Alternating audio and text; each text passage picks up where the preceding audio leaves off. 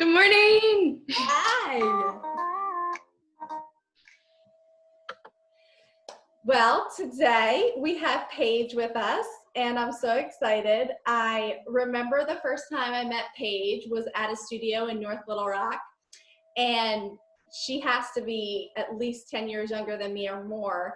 And I remember she had this confidence about her, and I was just starting yoga teacher training at the studio that she was working at, and she came in and she taught a class, and she was so calm and so relaxed. And at that point in my life, I was go, go, go. And I was like, how is this young woman so relaxed and confident? And I just wanted a little piece of what she had. So I'm so excited to hear her story today. So Paige, thank you for being here.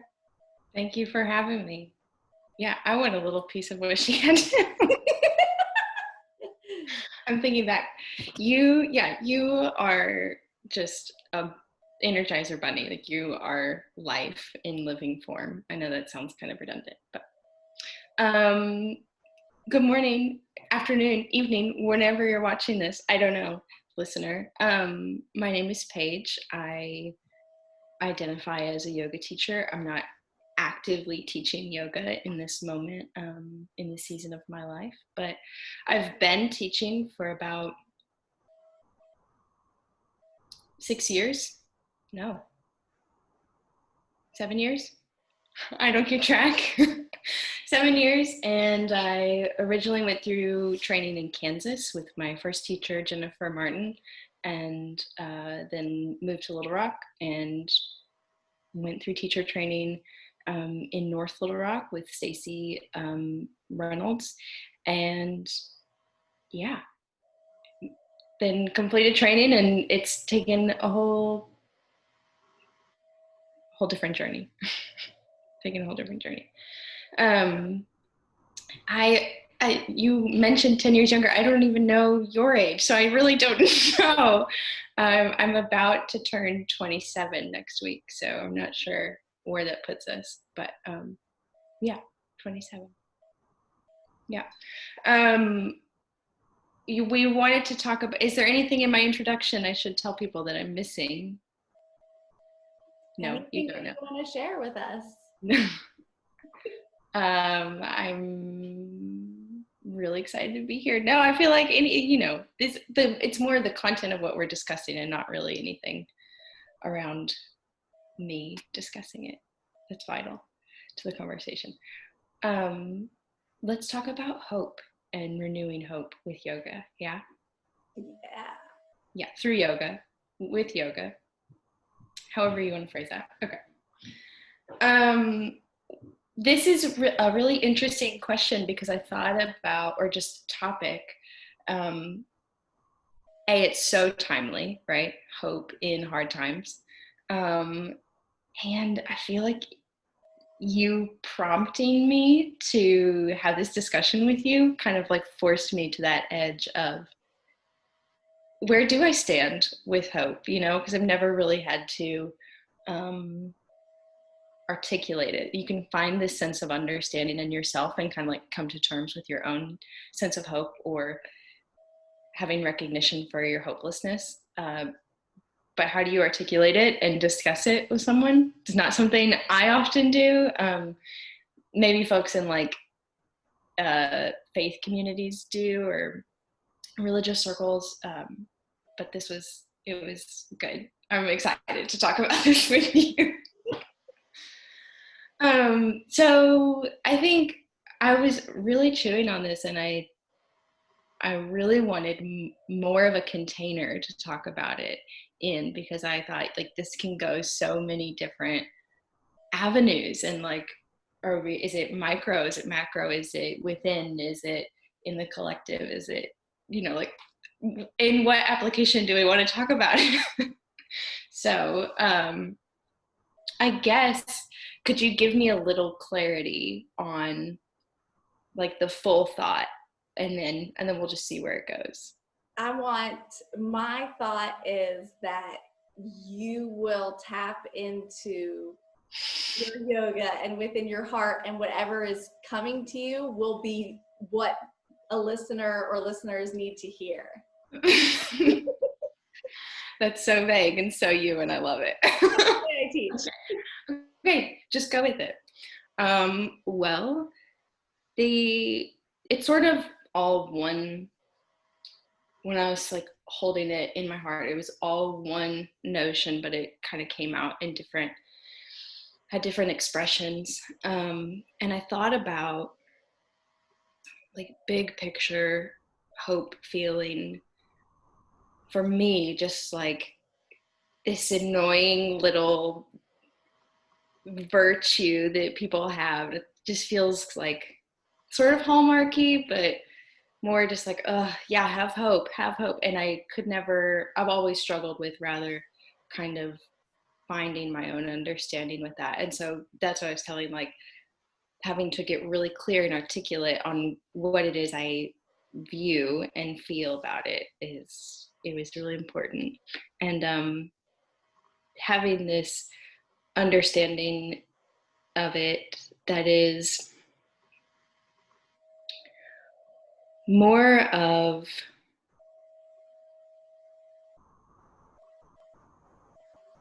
like a practice, like a very tangible on the physical plane,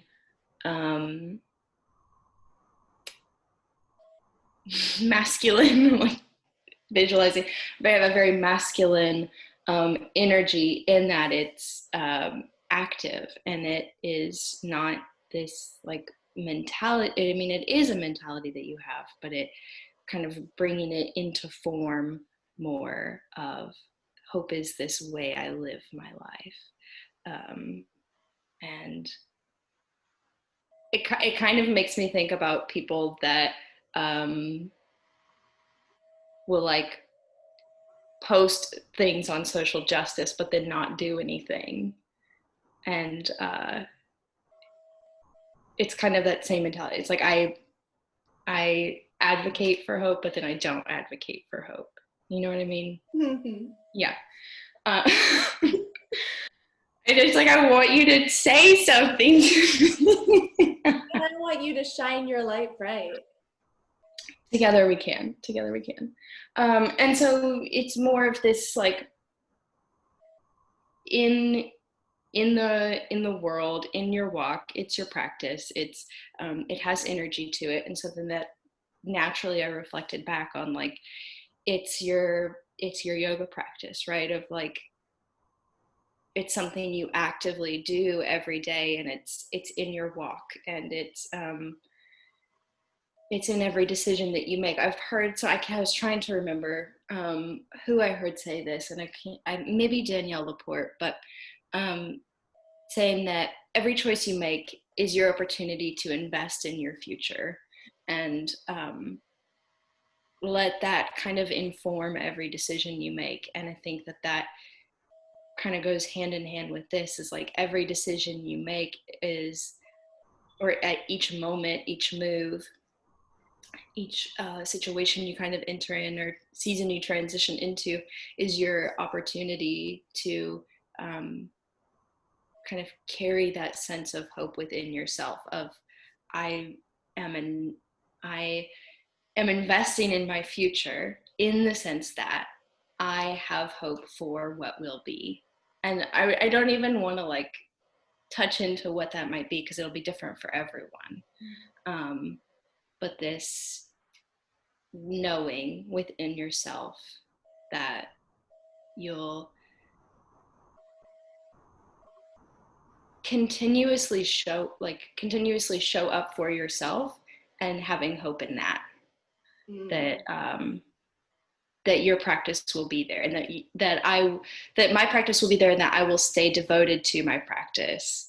And that is my investment in my future. My practice today is me investing in my practice in 10 years, and it's still there, and I can have hope in that. And I like that is within my control. And there are so many things that I cannot control.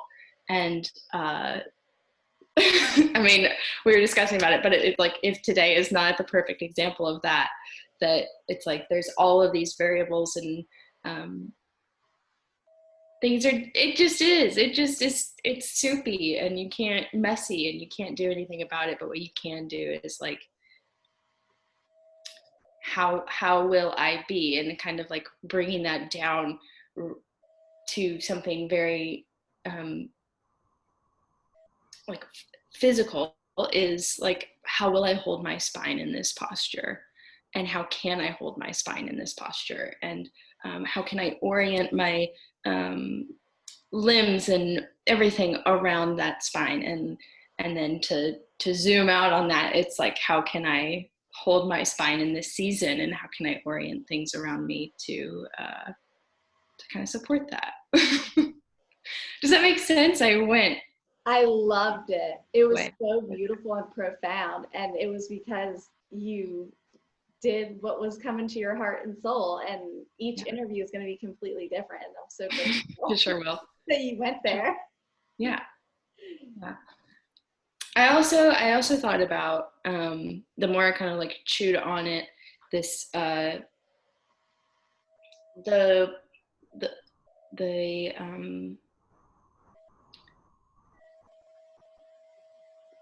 the philosophy, and it's a value really, but of effort and ease, stira and sukha, and to have that um, they say like good space in every posture, to have, that's the Yoga Sutras, to have good space in every posture, to find good space in every posture in the asana, and then to like really flesh that out and apply it to life and find all of its expressions. And I was thinking about, well, like, you can really apply to all, right? There's good balance in everything. So thinking about what is like the stira and sukha in hope, and what is, because hope feels like, like I said, hallmarky, like it's up here and it's floaty and it just like, sort of an attitude. It's like, to me, I don't know. My previous experience was like that it was just a little pixie dust on everything. And it might work, it might not. I don't know. We'll see. To be continued. But finding this sense of effort and ease, or like you said, like being so fluid and like very, very steady and very fluid, and thinking about going back to the spine, like a very strong and supported spine, but being very open and fluid and flexible, and being able to move around and with and through all of those. Having a enough of a devotion to your practice, whatever that is, your practices, rituals, faith, even having enough of a devotion to that each day, each moment to moment, season to season, as you show up in that it's steady and reliable and unwavering, in that it will always be there, and there's hope in that. And on the other side, like, it cultivates hope. And so having that sense of effort or steadiness, or kind of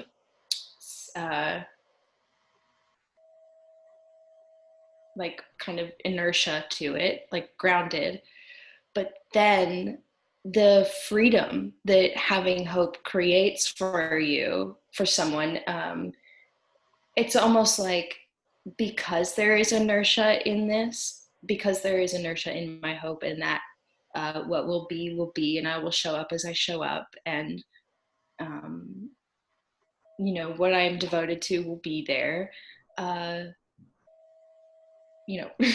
free will, then that kind of creates good space for just this sense of freedom, this sense of buoyancy, that because I have hope, and because there is this very firm thing that I can rely on, the space around can breathe now, because I know what's within my control and what's not within my control. And I know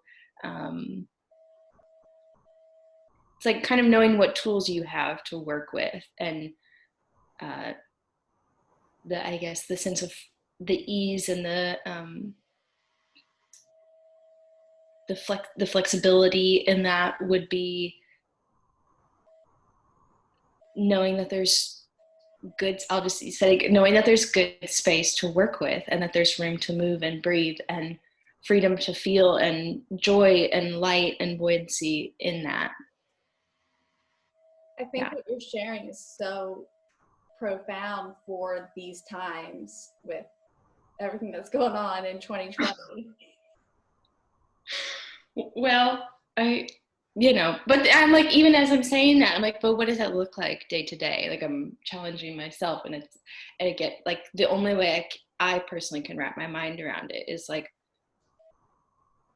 whatever kind of container you want to put it in, whether it's on the mat or moment to moment or day to day, season to season, relationship to relationship. It's with what do I show up with? How am I showing up, and how will I move through and carry on? And that sense of steadiness of, I can rely on this, my ability to practice and show up, and as it goes, I will have freedom and joy and sense of ease with how it plays out. It's beautiful. I'm thinking, I'm like, is that really how it works? Yes. And yeah. I think, having an intent. Yeah. And that's what yoga provides for you. Hope. Yeah. Yeah. I think you have to have it to show up, and in a sense, like in yourself and in possibility. But I feel like, without a question, like with no doubt, does it cultivate yoga, the practice in all forms? Does it cultivate hope? But having like, I think about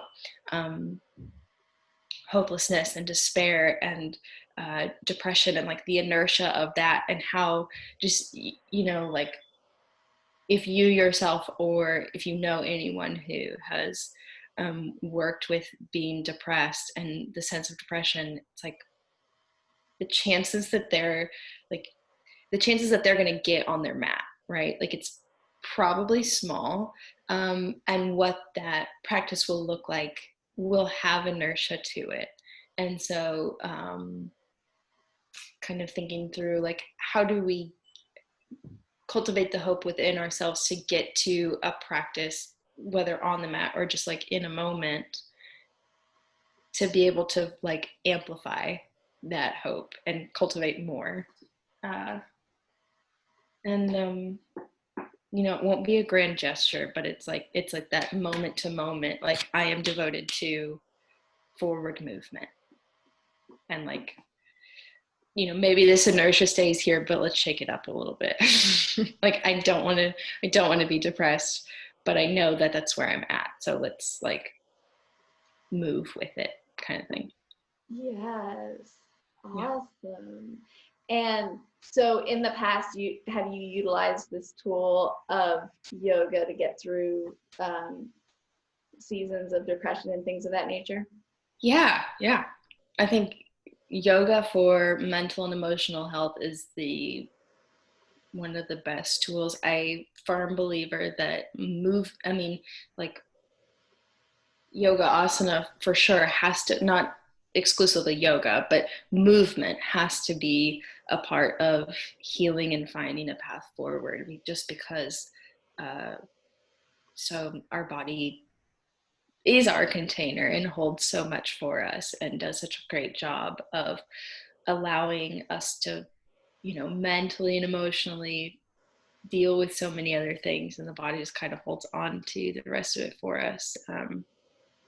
But it needs healing too in that process. So yeah, I think whatever kind of movement works for folks, it should be highly considered in those seasons of as medicine, but also like preventative medicine. If I know myself, and I know when, when when that time comes, and it's like, what can I do to protect myself and take care of myself? Self-care looks different every day. Yes. Yeah. That is so wonderful. Thank you so much, Paige, for sharing your divine downloads with us today. I like that, divine download. Yes. I appreciate your time. I hope that we get to do this again. Yeah. And that's all. Thank you. Thank you.